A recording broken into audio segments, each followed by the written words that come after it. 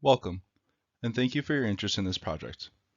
This short presentation provides an overview of the Village of Mount Pleasant's area plan, specifically discussing the economic development section within this plan.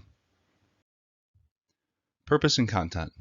The Village of Mount Pleasant is one of the fastest growing municipalities in Wisconsin. To accommodate future growth of the I-94 corridor in the northwest portion of the village, several categories of focus have been identified. These categories will provide deliverable improvement options for the village's community development department in the form of an area plan. The area plan will be developed using research and data collection on the region, local planning resources, review of past and current plans for the area, examination of existing uses, case studies, and public input from the Village of Mount Pleasant community. This section of the plan will focus on economic development land use recommendations within the planning area. Goals, objectives, and criteria of the entire area plan. Goal 1, development. This is to encourage development that is innovative, equitable, attractive, and sustainable for the village. Goal number 2 is transportation infrastructure. This is to provide the transportation infrastructure necessary to encourage and support future growth within the village. And goal number 3 is public engagement. This is to utilize input from residents, businesses, and other stakeholders in the planning process to ensure development fits the desires and needs of the community. So here we have a regional context map of the Village of Mount Pleasant. The Village of Mount Pleasant is outlined in this red border. To the east, you have the city of Racine.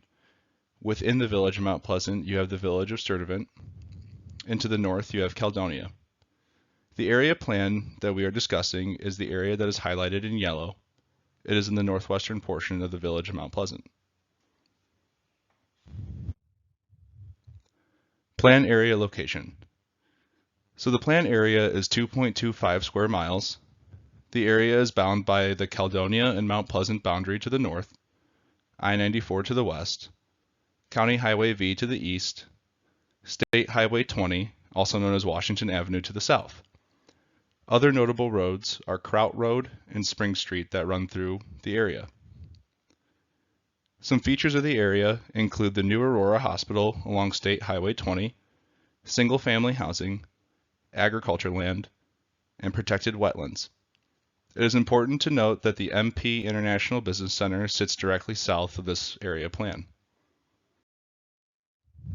So discussing economic development, what is economic development? For the purpose of this plan, we will be discussing office and commercial developments, retail developments, and mixed-use developments, focusing on supporting the economy of the village. Why? We are going to capitalize on existing local economic drivers, provide amenities for residents, and accommodate the village's future growth. To the left, there are some examples of different types of economic developments. Goals and objectives of economic development. The first is to identify key economic development locations within the plan area. This includes identifying key nodes that could support high density and mixed-use development, while also providing examples of what key development nodes may look like.